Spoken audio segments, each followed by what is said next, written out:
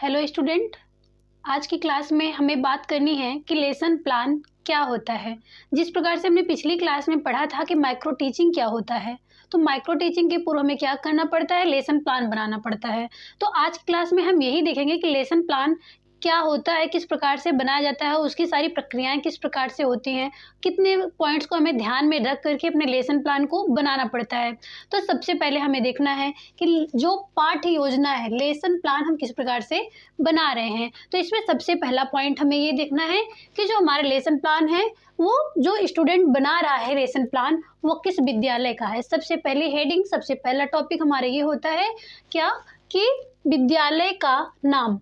Student जिस विद्यालय का होता है या फिर जिस विद्यालय में, यहाँ पे जिस विद्यालय में होने का मतलब है कि जो स्टूडेंट है वो, मतलब जो स्टूडेंट है, कौन स्टूडेंट, जो बीएड या बीटीसी कर रहा है वो स्टूडेंट जिस विद्यालय में टीचिंग के लिए गया हुआ है वहाँ पे हमें क्या करना है, उस विद्यालय का नाम लिखना है। जो भी हमारे विद्यालय का नाम है जहाँ पे हम टीचिंग कर रहे हैं उस विद्यालय का नाम लिखते हैं। उसके बाद दिनांक लिखते हैं कि किस दिन हम कौन से टीचिंग का कार्य कर रहे हैं, वो दिनांक लिखेंगे। कक्षा लिखेंगे, किस क्लास में, वो क्लास 5th तक है या 6th 7th 8th है या फिर किस क्लास का हम लेसन प्लान तैयार कर रहे हैं, उसके लिए हमें क्लास का नाम लिखना है। उसके बाद विषय, विषय में हमें लिखना है कि हम कौन से विषय को प्रेजेंट करना चाहते हैं, उस विषय को लिखेंगे। उसके बाद कलांश, यहाँ पे हम एग्जाम्पल के रूप में आपको लिखते हुए बताते चलेंगे।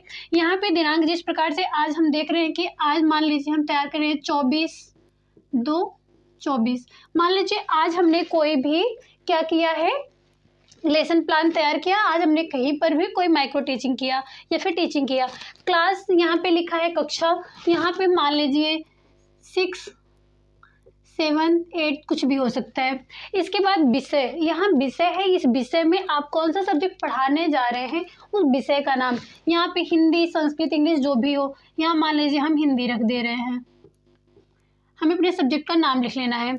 इसके बाद कलांश, जब भी हम लेसन प्लान बनाते हैं तो लेसन प्लान को बनाते समय हमें इस बात का ध्यान रखना पड़ता है कि जो क्लास हम पढ़ाएंगे उस क्लास में हमें कितना टाइम मिलेगा और उस टाइम के अकॉर्डिंग ही हम लेसन प्लान बनाएंगे, जिससे जो भी हमारा लेसन प्लान है वो उतने टाइम के अंदर ही क्या हो, कवर हो जाए। तो इसके लिए जो हमारा जो टीचिंग होता है उसका जो टाइम होता है वो 40 मिनट का होता है। 40 मिनट, 40 मिनट का होता है हमारा टाइम। इसको कलांश या अवधि हेडिंग के अंतर्गत हम रखते हैं। ये जो पॉइंट्स है हमारे सबसे इम्पॉर्टेंट होते हैं। इसके लिए कहीं कहीं पे हमने देखा है कि सिर्फ ऐसे नॉर्मल लिख दिया जाता है या फिर कहीं कहीं पर इस प्रकार से कॉलम बनाकर ही लिखा जाता है। यहाँ पे हम सब अलग अलग कॉलम बना देते हैं, कॉलम बना के उसके बाद रखते हैं। इस प्रकार से हम अलग अलग कॉलम बना देते हैं। एक में दिनांक लिखेंगे, कक्षा लिखेंगे, विषय और ये कलांश या अवधि लिखते हैं। इसके बाद हम नेक्स्ट टॉपिक पे बात करते हैं। जब हम कोई भी लेसन प्लान बना रहे होते हैं, किसी क्लासरूम में अपने आप को प्रेजेंट करना है, तो हम क्या लेते हैं, कोई टॉपिक तैयार करके जाते हैं कि हमें किस टॉपिक पे बच्चों के सामने खुद को प्रेजेंट करना है। तो जो हम टॉपिक नाम देते हैं उस टॉपिक को हम यहाँ पे प्रकरण नाम देते हैं। ये जो हमारा प्रकरण है, प्रकरण को हम और क्या कहते हैं, टॉपिक कहते हैं। टॉपिक ज़्यादा समझ में आता है हमेशा, लेकिन यहाँ पे हमें प्रकरण शब्द का प्रयोग करने को मिल रहा है। यहाँ पे प्रकरण में, यहाँ पे हमने विषय देखा था हिंदी है, और यहाँ पे हमारा जो प्रकरण है, मान लीजिए हिंदी विषय में आज हमें पढ़ाना हो जैसे तुलसीदास जी के बारे में। तुलसीदास, मान लीजिए तुलसीदास जी की कोई रचनाएं हैं, उसके बारे में हमें क्या करना है, खुद को बच्चों के सामने प्रेजेंट करना है। इसके बाद हमें देखना है कि जो हमने लिखा यहाँ पे विषय हिंदी हो गया और फिर प्रकरण क्या हुआ, यहाँ पे तुलसीदास। इसके बाद हम यहाँ सामान्य उद्देश्य लिखते हैं, सामान्य उद्देश्य, और यहाँ उसके बाद विशिष्ट उद्देश्य। अब हमें ध्यान देना है जो सामान्य उद्देश्य है वो सामान्य उद्देश्य हम किसके विषय में लिखेंगे। जब हम हिंदी विषय पढ़ा रहे हैं और हिंदी विषय में हम क्या कर रहे हैं, तुलसीदास नामक पाठ पढ़ाना शुरू कर रहे हैं। तो इसमें हम क्या करते हैं, जो सामान्य उद्देश्य हमारा हेडिंग होता है, इस हेडिंग के अंतर्गत हम हिंदी विषय के बारे में लिखते हैं। यहाँ जो सामान्य उद्देश्य है वो हमारा किससे, हमारे विषय से संबंधित होना चाहिए, विषय से संबंधित होना चाहिए। सामान्य उद्देश्य हमेशा विषय से संबंधित होता है। इसके बाद हम बात करते हैं विशिष्ट उद्देश्य की। जब हम बात करते हैं विशिष्ट उद्देश्य की, तो इसमें हमें ये ध्यान रखना है, जिस प्रकार से हमने सामान्य उद्देश्य में विषय को रखा है, विषय से संबंधित बातों को रखा है, वैसे ही यहाँ पे हमें देखना है विशिष्ट उद्देश्य में क्या रखा जाएगा। विशिष्ट उद्देश्य में हम रखते हैं कि जो भी हमारा टॉपिक होगा, जो भी हमारे सब्जेक्ट का टॉपिक है, उस टॉपिक जो हम पढ़ाने जा रहे हैं, जो हमारा पढ़ाने का उद्देश्य है उस टॉपिक का, उसको हम लिखते हैं। यहाँ पे जो होगा प्रकरण या टॉपिक से संबंधित होगा, प्रकरण से संबंधित, यानी कि यहाँ पे हमने देखा जो सामान्य उद्देश्य है वो हमेशा विषय से संबंधित होता है और विशिष्ट उद्देश्य हमेशा प्रकरण यानी कि हमारे टॉपिक से संबंधित होता है। इसके बाद हम देखते हैं सहायक सामग्री। जब हम टीचिंग करने जाते हैं, टीचिंग के दौरान हमें कुछ सामग्रियां ऐसी होती हैं जिनका हमें सहयोग लेकर ही क्या करना पड़ता है, पढ़ाना पड़ता है, खुद को प्रेजेंट करना पड़ता है। तो वहाँ पे हमारे पास कुछ इम्पॉर्टेंट होती हैं सामग्रियाँ, जैसे यहाँ पे हम देख सकते हैं चौक, इसके बाद डस्टर, डस्टर के बाद हमारे पास बोर्ड होना चाहिए। बोर्ड जो क्लासरूम में है वो नहीं, बल्कि एक लपेट बोर्ड होता है, लपेट बोर्ड होता है, जिसे हम क्या करते हैं, जिस प्रकार से हम चार्ट को फोल्ड कर लेते हैं, उसी प्रकार से एक आता है बोर्ड जिसको हम लपेट बोर्ड के नाम से जानते हैं। उसको हम फोल्ड करके हमेशा अपने टीचिंग कार्य के दौरान लेके आते हैं और जाते हैं। तो उस पर सारा लेसन प्लान हम तैयार कर लेते हैं, कौन से टॉपिक को किस प्रकार से पढ़ाना है, हम वो बच्चों को प्रेजेंट करते हैं उनके सामने। इसके बाद हमें बात करनी है पूर्व ज्ञान। जब हमने यहाँ पे दे दिया विषय से संबंधित, प्रकरण से संबंधित उद्देश्य हमने यहाँ पे प्रस्तुत कर दिए हैं, हमारे पास सहायक सामग्रियाँ भी हैं, चौक, डस्टर, उसके बाद यहाँ पे लपेट बोर्ड। इसके अलावा अगर हमारा यहाँ पे जो विषय अगर हिंदी है, अगर हिंदी के अतिरिक्त कोई और सब्जेक्ट होता, मान लीजिए हम इतिहास भूगोल कुछ पढ़ा रहे हैं, तो उसमें हमें अगर मानचित्रों की आवश्यकता पड़ रही है, तो उससे संबंधित हम कोई चार्ट वगैरह अगर तैयार किए हैं तो उसको हम यहाँ पे प्रस्तुत करते हैं। तो यहाँ पे हम चार्ट भी रख सकते हैं, किसी भी प्रकार का जो हमें बच्चों को किसी भी टॉपिक को समझाने में क्या हो, आसानी हो। इसके बाद हम बात करते हैं पूर्व ज्ञान। जब हमने यहाँ पे बताया प्रकरण, प्रकरण में हमने एक टॉपिक लिया था तुलसीदास, तो यहाँ पे पूर्व ज्ञान के बारे में हम क्या करेंगे। पूर्व ज्ञान मतलब होता है ऐसा ज्ञान जो हम बच्चों को देने से पूर्व ही बच्चों से पूछ रहे हैं कि क्या आप इसके बारे में जानते हैं। वो सारी चीज़ें क्या होती हैं, पूर्व ज्ञान होता है। पूर्व ज्ञान हम यहाँ पे लिख लेते हैं, जो भी बच्चों से पूछते हैं। उसके बाद प्रस्तावना प्रश्न होता है। जब हम कोई भी टॉपिक शुरू करते हैं, टॉपिक को शुरू करने से पहले हम बच्चों को क्या करते हैं, इंट्रोडक्शन देते हैं, बच्चों से उसके बारे में पूछते हैं। पूछने के बाद क्या करते हैं, उसी प्रस्तावना में से उस टॉपिक को उठाते हैं और बच्चों के सामने अच्छे से प्रेजेंट करते हैं। जिस प्रकार से हमने आप लोग को माइक्रो टीचिंग बताया था कि बच्चों के सामने जब हम जाते हैं, प्रस्तुत करते हैं खुद को, वहाँ पर बताते हैं कि बच्चों आपको अगर घर को सजाना हुआ, घर के द्वार को सजाना हुआ, आने जाने वाले बाहरी लोगों को अपने घर की तरफ आकर्षित करना हुआ, तो आप कैसे करेंगे। तो बच्चे बताते हैं कि हम फूल लगाएंगे या फिर विभिन्न प्रकार की रंगाइयाँ करेंगे। बहुत सारे बच्चे बताते हैं, तो उसमें एक टॉपिक आ जाता है, फूल बता रहे हैं बच्चे। तो यहाँ पे मान लीजिए हमारा विषय यहाँ पे साइंस होता, विज्ञान होता, तो उससे संबंधित कोई हमारे यहाँ टॉपिक होता। तो इस प्रकार से हम कोई भी एग्जाम्पल ले लेते हैं। तो अपने विषय और उद्देश्य से विषय और टॉपिक से संबंधित कोई भी प्रस्तावना, उससे रिलेटेड हम प्रस्तावना रखते हैं और प्रस्तावना में हम बच्चों से क्या करते हैं, प्रश्न पूछते हैं। यहाँ पे हम बच्चों से कौन सा प्रश्न पूछ रहे हैं उस प्रश्न को लिखते हैं। प्रश्न के बाद हम क्या करते हैं, उसके जो उत्तर प्राप्त हो रहा है हमें, उस उत्तर को भी यहाँ पे लिख देते हैं। प्रस्तावना प्रश्न में हम प्रश्न लिखते हैं और उत्तर लिखते हैं।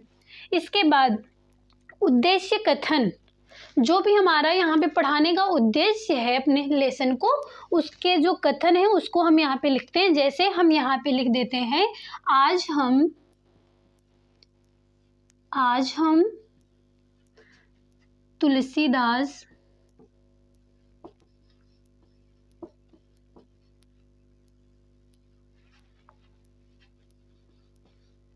रचना का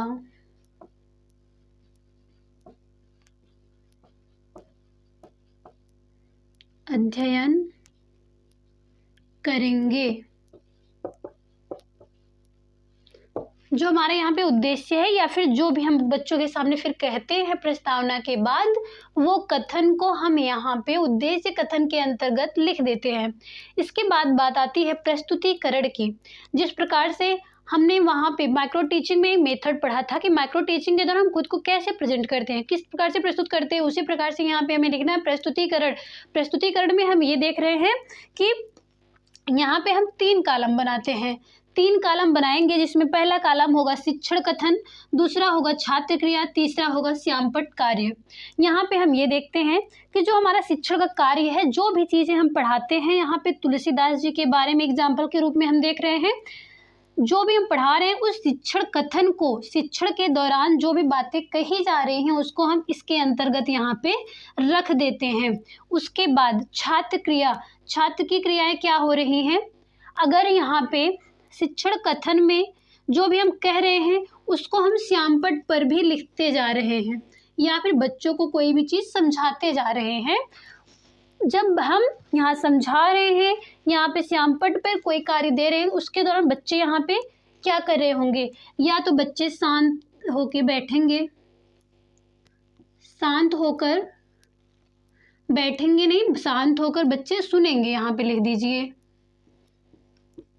शांत होंगे और लिखेंगे,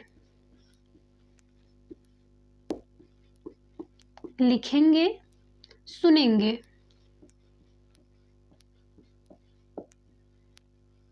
यहाँ पे बच्चों की क्या क्रियाएं हो रही हैं जब हम शिक्षण का कार्य कर रहे हैं उसके दौरान। यहाँ पे शिक्षण का कथन है, टीचर क्या कह रहा है। उसके बाद अगर वो ब्लैक बोर्ड पे कोई कार्य कर रहा है तो उसके दौरान वहाँ पे ब्लैक बोर्ड पे वो क्या लिख रहा है क्या नहीं, वो सारी चीज़ें यहाँ पे लिखा जाएगा। इसके बाद छात्रों की क्रियाएं क्या है इस शिक्षण प्रक्रिया के दौरान, उसको हम इस कॉलम के अंदर लिखते हैं। तो ये हमारे 3 कॉलम सबसे इम्पॉर्टेंट होते हैं, जो कि हमें किसके अंतर्गत, प्रस्तुतिकरण के अंतर्गत लिखना होता है। इसके बाद 10वां पॉइंट आता है, जिसमें हम क्या करते हैं, मूल्यांकन। मूल्यांकन में क्या होता है, मूल्यों का अंकन करना।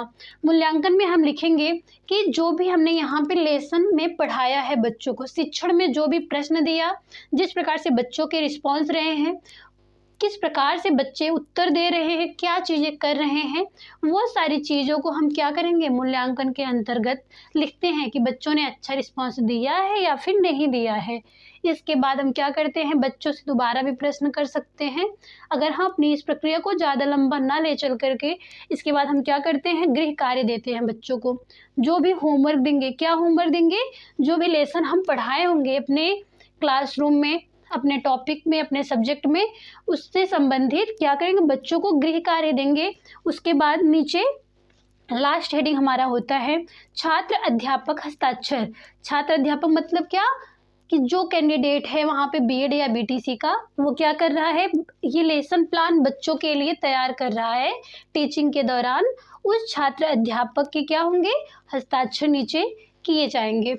एक बार हम इस वीडियो को फिर से पूरा देखते हैं, इस पूरे टॉपिक को एक बार फिर से आप लोग देखिएगा। सबसे पहले हम लेसन प्लान जब बनाते हैं तो इसमें क्या, विद्यालय का नाम रखते हैं, जिस विद्यालय में आप टीचिंग का कार्य कर रहे होंगे प्रशिक्षण के दौरान।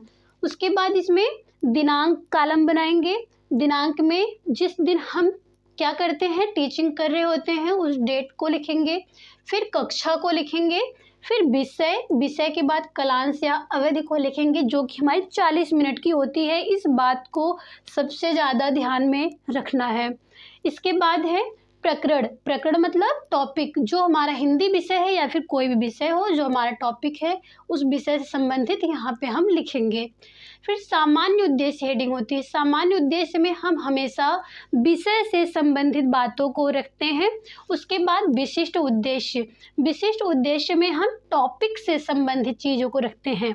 ये दोनों पॉइंट्स को सबसे ज़्यादा ध्यान में रखिएगा। जो सामान्य उद्देश्य होता है वो विषय से संबंधित होता है और विशिष्ट उद्देश्य हमेशा प्रकरण से संबंधित होता है। इसके बाद सहायक सामग्री, जो हमारा विषय होगा, जो हमारा टॉपिक होगा, उससे संबंधित जो भी सामग्रियों की हमें आवश्यकता होगी उन सामग्रियों को हम सहायक सामग्री के अंतर्गत रखते हैं।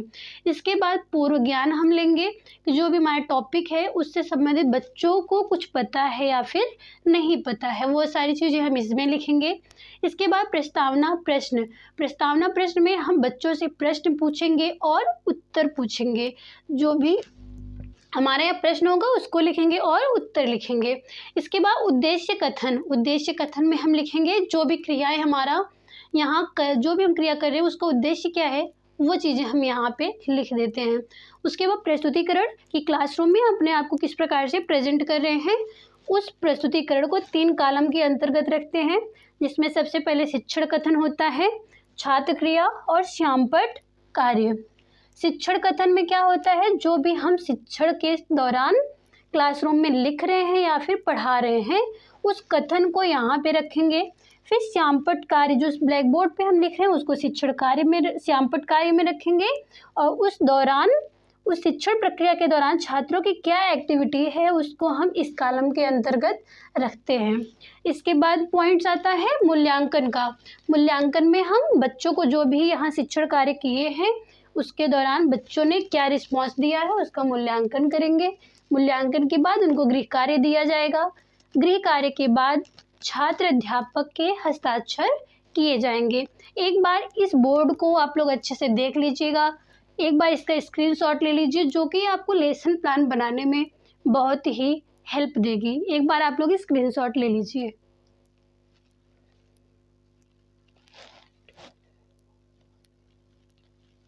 आप लोग स्क्रीनशॉट ले लिए होंगे। इस प्रकार से आप लोग अपने लेसन प्लान को जिस भी विषय का हो आप लोग बना लीजिएगा, चाहे वो स्टूडेंट बीएड कर रहा हो या फिर बीटीसी कर रहा हो, उसके दौरान आपको ये बहुत ही हेल्प देगा।